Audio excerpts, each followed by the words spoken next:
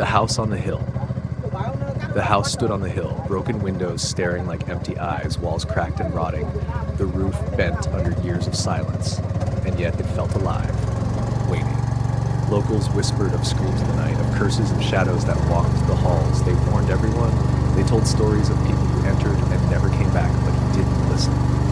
Curiosity dragged him forward, the pull too strong, the urge too deep, and though his chest tightened with every step, his boots kept moving up the narrow path.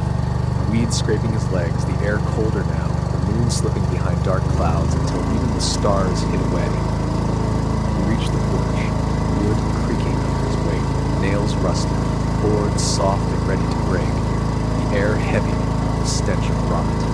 The door hung crooked, its handle coated in rust, and when he touched it he gasped. The metal was ice cold, colder than night air, colder than anything human. He pushed, and the door screamed open, its hinges crying out, and darkness spilled into him like water, drowning his breath, swallowing the weak beam of his flashlight. The door slammed shut behind him with a crash that shook the walls, and he knew, in that instant, there was no turning back. He raised the light. Dust spun in the air like tiny ghosts. Cobwebs brushed his face. Wallpaper peeled in jagged strips. Portraits leaned crooked on the walls, eyes cracked and painted, yet somehow still following, watching, judging. The floor groaned as he stepped, slow, careful, each creak echoing through the hollow halls. He whispered, "Hello," but his own voice mocked him, bouncing back from the walls, stretching into something unfamiliar, something not his own. At the end of the hall, a door stood closed, its paint blistered, its knob shaking as if touched from the other side. He leaned closer, breath caught, ear pressed against the wood, and there it was, soft whispers, too soft to catch, too wrong to belong to any living tongue. He staggered back, heart pounding, sweat cold across his spine. The whispers stopped at once, silence crashing down like a weight, and that silence was worse, far worse, because it waited, because it listened. He climbed the stairs, each step louder than the last, banister broken, carpet shredded by time, the upper landing swallowing him into deeper dark. The beam of his light shook, flickered, caught a shadow at the end of the hall, a figure still tall, faceless, watching. He blinked and it was gone, the hall empty again, but the air heavier, his lungs tighter. A door slammed somewhere above, sharp and sudden, the sound exploding through the silence. He spun, light cutting across walls that seemed to ripple, stretch, breathe. He whispered again, "Who's there?" But only the house answered, groaning, sighing, laughing low and soft. His hands trembled, knuckles white around the flashlight. But he stepped forward, one slow step after another, into the endless dark, into the waiting jaws of the house. Whispers in the dark. The hallway stretched before him, long, endless, walls closing in, air thick with dust and mold, every breath scraping his throat, every step louder than the last. He lifted the light higher, the beam trembling across peeling wallpaper, broken frames, shattered glass crunching beneath his boots, and then he heard it, the first whisper. It was faint, softer than breath, slipping from the walls, curling around his ears. He froze, heart hammering, the sound circling him, first behind, then above, then inside his head. He pressed his hands over his ears, but the voices seeped through bone, through thought, whispering words he could not understand, words that clawed at his mind. "Leave," a voice hissed. "Stay," another answered. "Forever," a third sang, thin and cruel. He stumbled, back hitting the wall, plaster cracking beneath him, paint flaking down like ash. The whispers laughed, hundreds of them now, rising, falling, weaving around each other until he screamed, and suddenly they stopped. Silence, not empty silence. Heavy silence, the kind that waits. His chest heaved. He whispered to himself, "Stay calm, stay alive." But the words cracked, hollow in his throat. He stepped forward, forcing his boots across the floor, forcing his light to cut the dark, and there, movement, fast, sharp, a shadow sliding along the ceiling, crawling where nothing should crawl. He swung the light upward, but the shadow darted out of reach, melting into the black. The house groaned, walls sighing, floor trembling, and he ran, boots pounding down the hall, light swinging wildly, until he crashed into a small room, and the door slammed shut behind him. He spun, chest tight, sweat dripping, and the room pressed around him. A study, or what was left of one.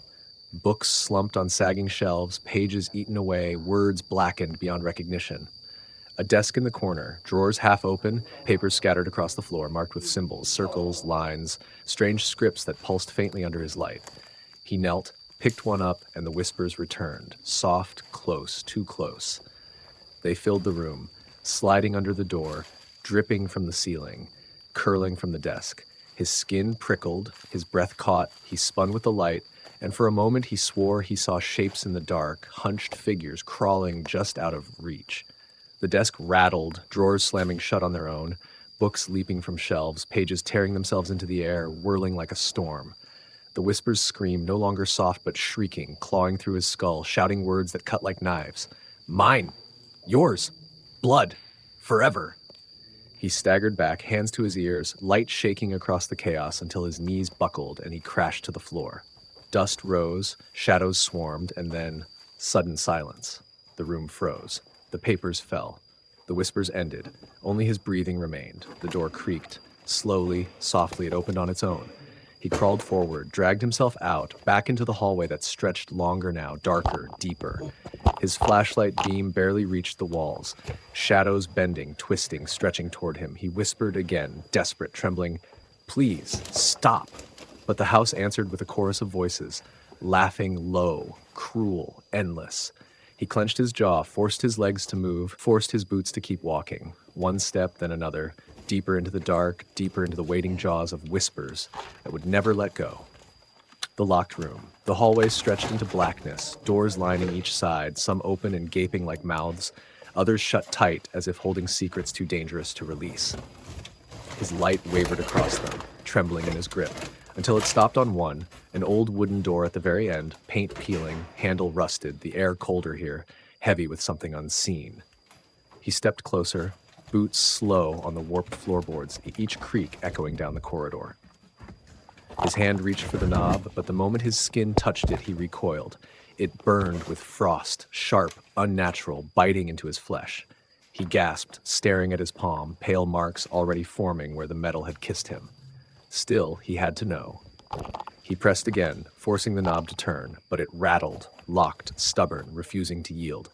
He leaned close, ear against the door, and there it was. The whispers again, but not faint this time, not drifting. These were clear, gathered, many voices at once, chanting low and steady as though a ritual had never ended. His breath caught. He whispered back, "Who's there?" And for a heartbeat, the voices stopped. Silence filled the gap, heavy, waiting. Then all at once they screamed. A chorus of shrieks, raw and violent, exploding through the wood, so loud he stumbled back, clutching his head, flashlight clattering to the floor. The beam rolled wild across the walls, catching fragments. The wallpaper crawling like skin, cracks splitting wider, shadows thickening into shapes that swayed and twitched, as though eager to break free. He snatched the light back up, chest heaving, and pounded the door with his fist. "Open!" he shouted, voice breaking, echoing back in twisted mockery. He rammed his shoulder against the wood, again and again, the sound booming through the hall, until, with a splintering crack, the door gave way, bursting inward, and the stench of rot and damp rushed out to smother him. The room was small, square, suffocating. A single chair sat in the center, chains bolted to the floor, rusted, stained. The walls were lined with scratch marks, deep grooves carved by desperate hands. His light shook across them, words etched in madness, pleas for mercy, names repeated over and over until the walls themselves seemed alive with agony. He stepped inside, legs weak, breath shallow, the air colder than ice, the silence broken only by the faint scrape of something unseen. He turned, the beam slicing across the chair, and froze. Straps hung loose, but still wet, as though used only moments before. Then came the whisper. Not many voices now, one, clear. Behind him. He spun, light flashing across empty corners, but no one was there. The whisper came again, closer, brushing his ear. "Stay," it breathed, long and low, and the straps on the chair snapped tight as if pulled by invisible hands. He stumbled back, tripped on the broken floor, and the door slammed shut behind him. Darkness rushed in, thick, alive, pressing against his skin. The flashlight flickered, beam sputtering, until for a moment it caught a shape in the chair. A figure sat there, thin, broken, head bowed, hands chained. He froze, throat locked, the light trembling over the figure's face. Slowly, impossibly, the head lifted. Hollow sockets stared back, black pits deeper than night, a mouth stretching open wider and wider, too wide until the scream came, silent, endless, rattling the bones in his body. The flashlight died. Darkness swallowed him whole, and in that dark the chains rattled. Slow at first, then faster. The whispers returned, rising, circling, thousands of voices twisting together into laughter.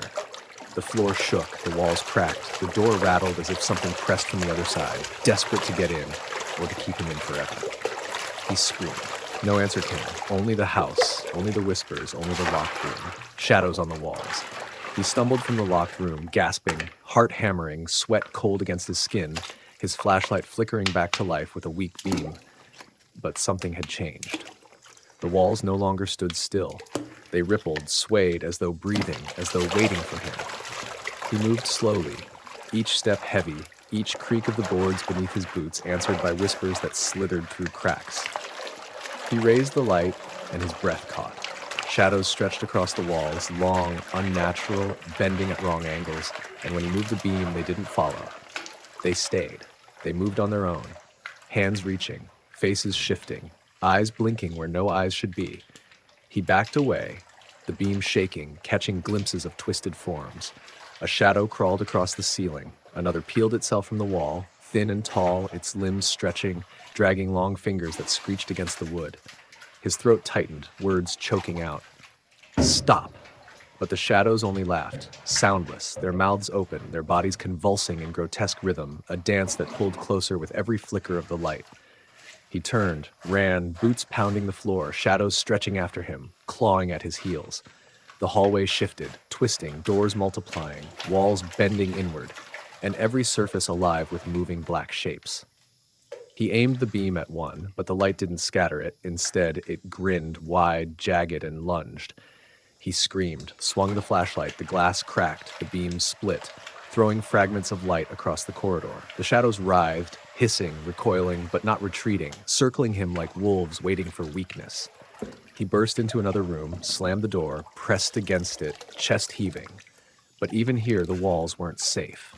His beam swept across peeling paper, and the patterns shifted, twisting into faces that sneered, cried, screamed.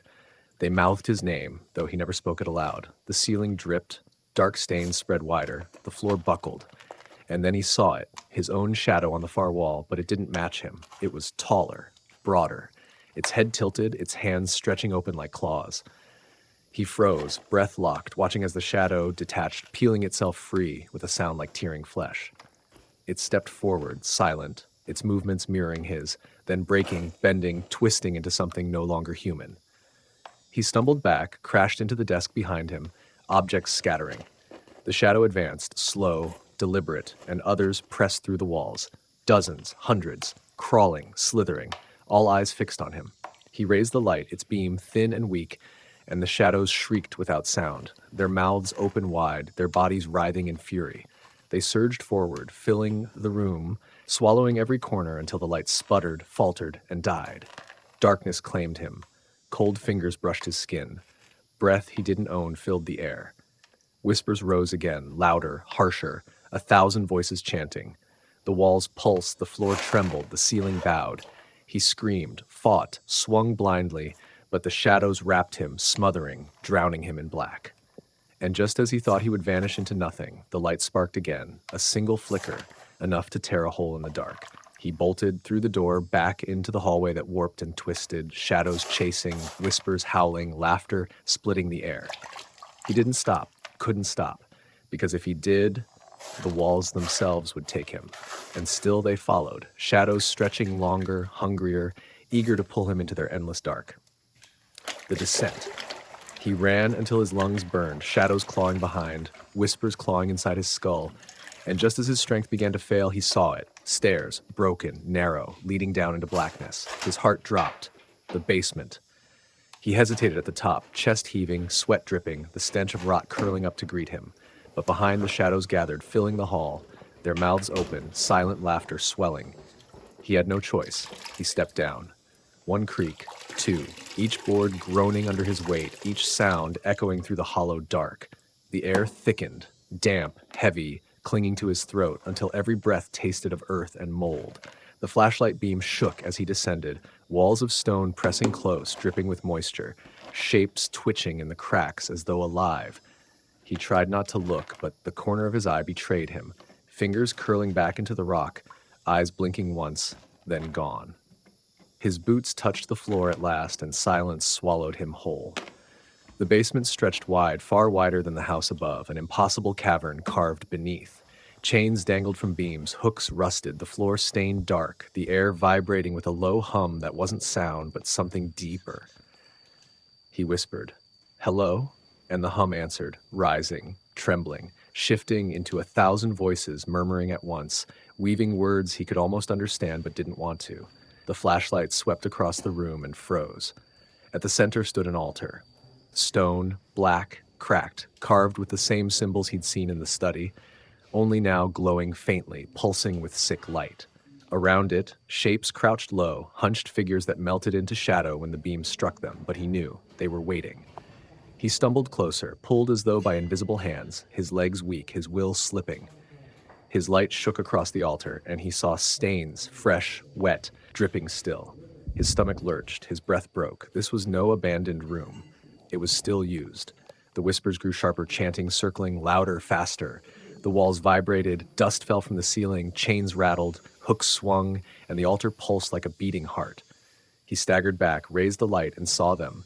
Faces in the dark, dozens, hundreds, twisted in agony, pressed into the stone itself, mouths open, eyes hollow, still whispering even in death. He screamed, the sound tearing his throat, and the voices screamed with him, laughter and wailing mixed into one.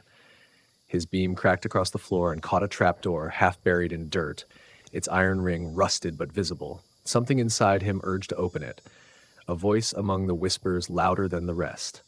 "Open," it said, smooth, sweet, deadly. His hand moved without thought, fingers clutching the ring, pulling hard. The trapdoor groaned, dust billowed, and a new stench erupted.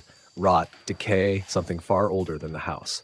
The whispers cheered, rising like a storm, and from below came a sound, not human, not animal, a growl that shook the stone. He staggered back, heart slamming against his ribs, but the trapdoor flew open, flung by unseen force, and darkness surged upward, thick, alive, tendrils stretching like smoke, wrapping around his arms, legs, throat. He fought, pulled, screamed, but the dark dragged him closer toward the open maw beneath the altar. His flashlight fell, beams spinning wild, catching glimpses of hands clawing from the pit, faces gnashing teeth, eyes burning white. He clawed at the floor, nails tearing, skin splitting, blood smearing the stone, but the pit swallowed more of him with each second, laughter and chanting shaking the earth. He roared, forced his arm free, grabbed the flashlight, slammed its beam into the pit. The darkness recoiled, hissing, the tendrils retreating for a heartbeat. He pulled himself back, gasping, but the pit didn't close. It stayed open, pulsing, waiting. The whispers hushed, low, eager, promising he could never leave now. He staggered to his feet, shaking, bruised, bloodied, the light weak in his hand. He looked once more into the pit, saw something shifting in the black, something too large, too wrong to belong to this world. He turned, ran for the stairs, boots pounding, whispers screaming after him, the pit roaring like a beast denied its prey. He didn't stop, not until he reached the top and slammed the basement door shut, chest heaving, sweat pouring, hands trembling so hard the light nearly slipped away. But he knew the pit was still open, and it would wait. And sooner or later, it would climb out. The haunting. The door slammed shut above the basement, but the sound echoed too long, like the house itself mocked him. He pressed against the wood, chest heaving, blood drying on his hands, the flashlight trembling weak in his grip. He whispered to himself, "It's over. It has to be over." But the house laughed. Shadows rippled across the walls, darker now, thicker, crawling in waves. The air pulsed with whispers that rose and fell, voices of the dead, voices of the pit, chanting in unholy rhythm. The floor trembled under his boots, the ceiling cracked overhead, and he knew the house would not let him leave. He stumbled down the hallway, doors slamming shut as he passed, portraits twisting their faces to watch him, mouths stretching wide in silence, silent screams.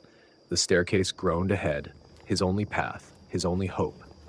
He bolted, boots pounding, but halfway up the steps splintered and something cold wrapped his ankle. He screamed, kicked, light flashing across the wall. Fingers, black, endless, clawing from the shadows, dragged at him, pulling him back. He slammed the flashlight against them, beam slicing through, and the fingers recoiled with a hiss. He tore free, scrambled upward, heart breaking his ribs, throat raw with breathless cries. At the landing, the air shattered. Glass exploded from every window, shards floating in the air, suspended, turning, pointing at him like knives. The whispers screamed together, a chorus of fury. "You're ours, forever." The shards shook, then launched. He ducked, ran, glass slicing his arms, legs, blood trailing behind him, but he didn't stop. He crashed through the hall, burst into a room, the front door visible ahead, crooked, broken, but still there. Freedom. The walls buckled, the ceiling split. From every crack, shadows poured, figures clawing, eyes burning white, mouths open in endless laughter. They swarmed, filling the room, filling the air, pressing closer with every step he took toward the door. He raised the flashlight one last time, its beam flickering, dying, sputtering. He screamed, "Stay away!" The light burst, a flare brighter than ever before, slicing through the shadows. They shrieked, recoiled, shrank into corners, clawing at the walls. The flare faded. The beam died. Darkness returned. But the door was there. He lunged, slammed into it, wood cracking beneath his weight. Behind him, the whispers rose again, louder, shriller, the sound of the pit roaring up the stairs, climbing, reaching. He hit the door again, until it gave way, bursting outward into cold night air. He fell to the porch, gasping, coughing, crawling onto the wet grass. The sky above was pale with dawn, light creeping over the horizon, burning the edges of the shadows. Behind him, the house groaned, walls shuddering, roof bending, windows screaming. He staggered to his feet, stumbled down the hill, every step agony, but every step away. The whispers followed, faint now, but still there, still inside his skull, promising, warning, laughing. He turned once, dared to look back. The house stood tall on the hill, broken, cracked, but alive, its windows glowing faint white, its walls breathing slow, steady, patient. He whispered, "Never again," and turned away. But deep inside, he knew. The house was not done. It never would be. And as the wind carried faint whispers down the hill, he realized the truth. He had left the house, but the house had not left him. Forever bound, forever haunted, forever theirs.